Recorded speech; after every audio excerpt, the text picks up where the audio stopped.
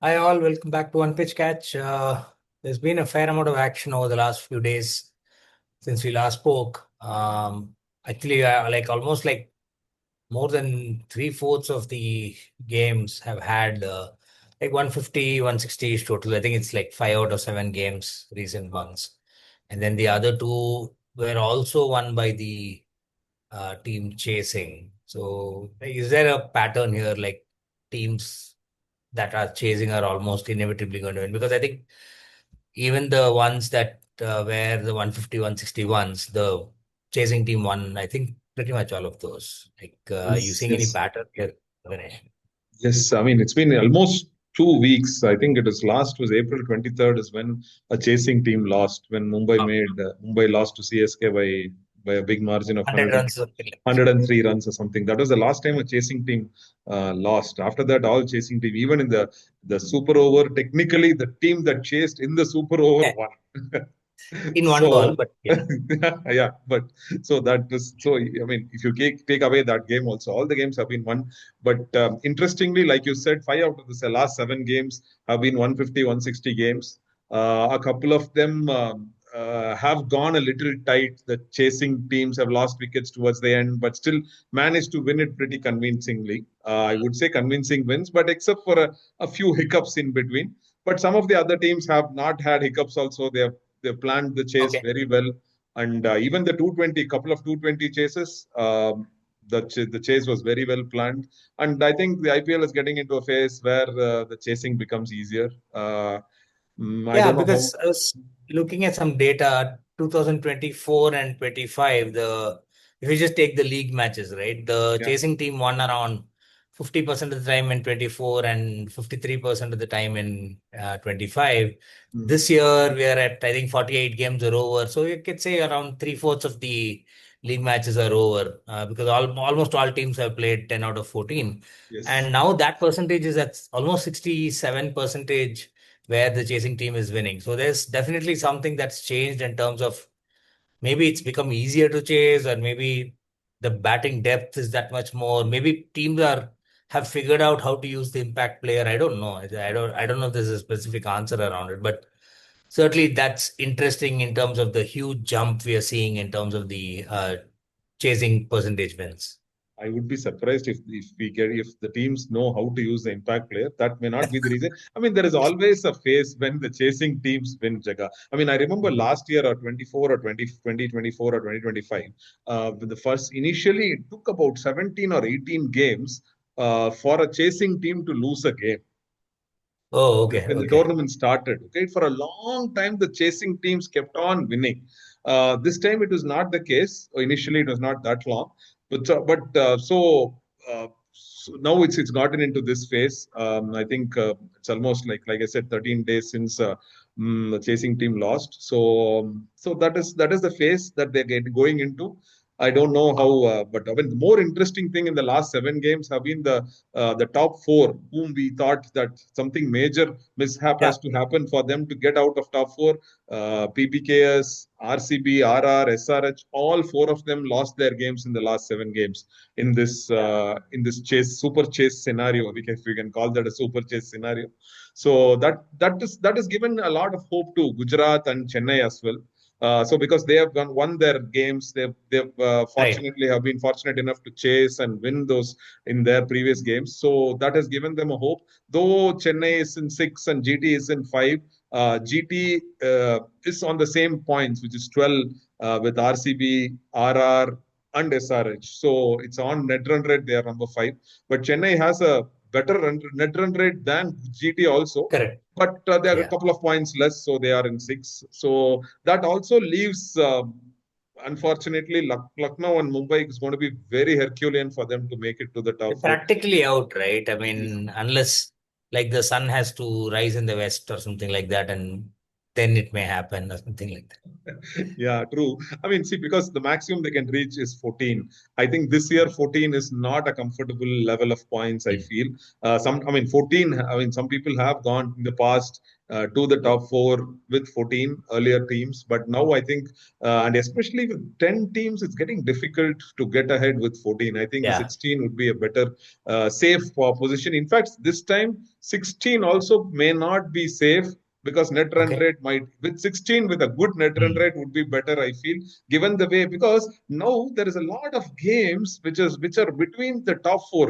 See, GT has to play the top. I mean, Yeah, yeah. RR has to Coming up. play Yeah. uh, Punjab has to play SRH, Yeah. RR is there. Today's Punjab SRH, for Yeah, example, right? example. So those kind of games. So one of them will keep going up anyway. So whatever happens, unless it rains, I mean, even if it rains, no, I think Punjab is sitting. I mean, though technically the way KKR was playing in the first part of the season, Punjab lost that 1 point. Ideally, I Yeah, would yeah. say. But now Correct.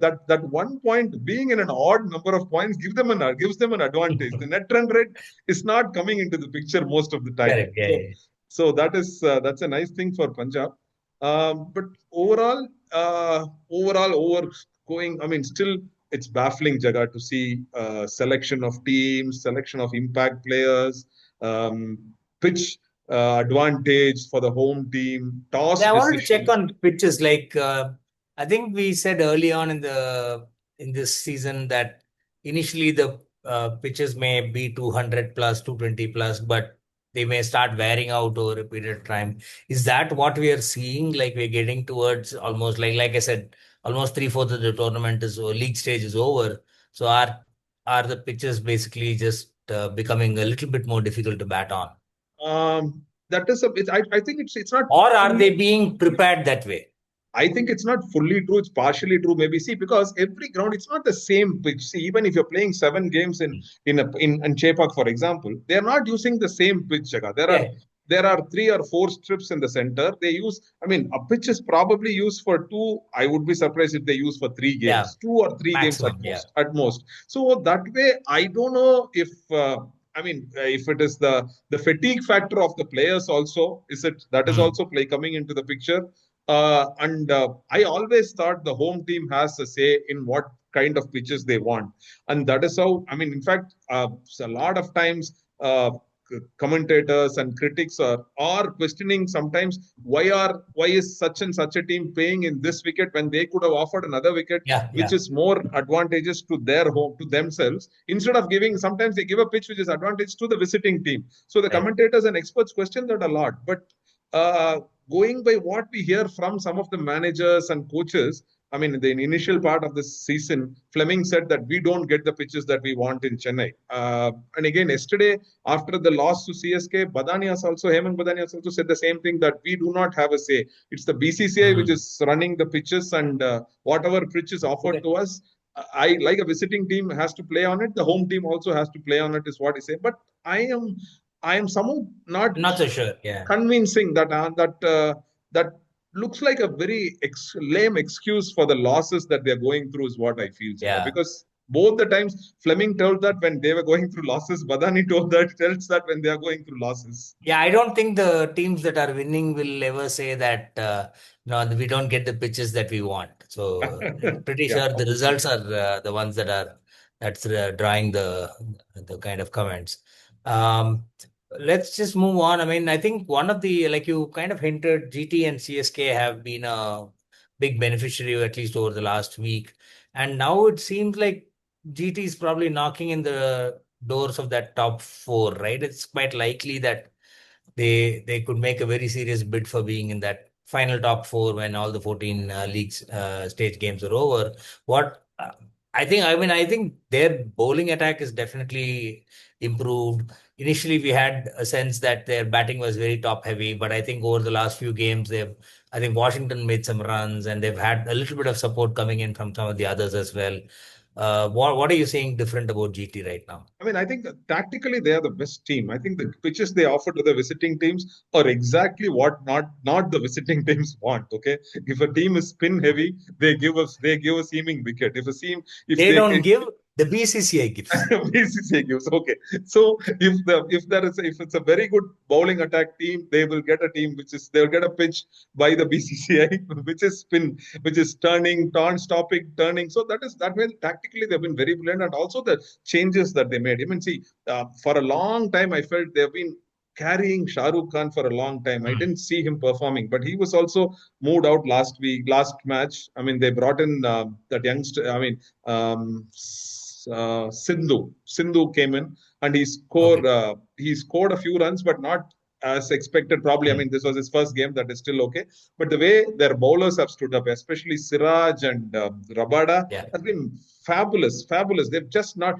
Almost they have bowled 3+3 in every game in the power play. So they've bowled 6 overs, and they were not living on past glory. Last year, Prasidh Krishna was the Purple Cup. He won. Yeah. He bowled so well. This year they gave him 2-3 games initially. He was not bowling that well, so he's been moved out of the 11. He's not even coming in as the impact player. So those kind of tactical things. I mean, and of course, Sai Sudarshan was not scoring a lot of runs initially. Him getting into form has helped them, because Gill and Butler always seem to score runs. Correct. So that is very helpful. Yeah. Okay. Yeah. So yeah, we'll kind of wrap it now. So it was actually coming on the back of 2 continuous losses. So it'll be interesting to see how they react to this. This is probably not something they've encountered. Maybe even last season they were on a pretty much of a rampaging run. Any closing thoughts? Today it will be a very interesting game, because Punjab has lost their last 2 games and SRH has also lost their last game.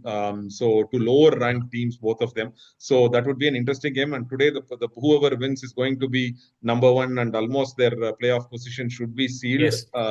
I mean, those technically they will reach 14 or 15 on whoever wins. Yeah. But still they should be comfortable, at least scrape through to the top 4. Let's see how it goes. Sure.